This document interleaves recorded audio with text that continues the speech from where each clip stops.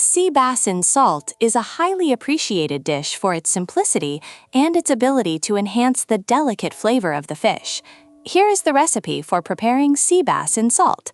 Ingredients: 1 whole sea bass of about 1 to 1.5 kilograms, gutted and scaled, 2 kilograms of coarse salt, fresh herbs such as rosemary, thyme, bay leaves, optional, lemon slices to serve.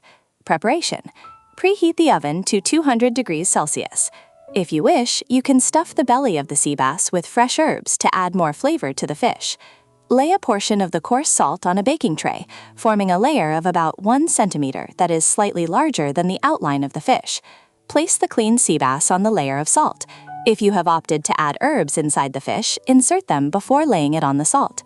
Cover the sea bass completely with the rest of the coarse salt, making sure to compact it around the fish so that it is well sealed. Bake the sea bass in salt for about 30 to 35 minutes, depending on the size of the fish. Once cooked, remove the sea bass from the oven and let it rest for a few minutes. Break the salt crust with the help of a knife and remove the excess salt. Gently open the crust and lift the skin of the sea bass, which should come off easily. Serve the sea bass in salt with lemon slices and a drizzle of extra virgin olive oil, if desired. Did you know? The salt creates a crust that seals the fish during cooking, allowing internal moisture that keeps the sea bass juicy and enhances its natural flavors, without the risk of drying out. Cooking in salt is an ancient technique with a fascinating theory. The salt absorbs the heat and transmits it evenly, gently cooking the fish.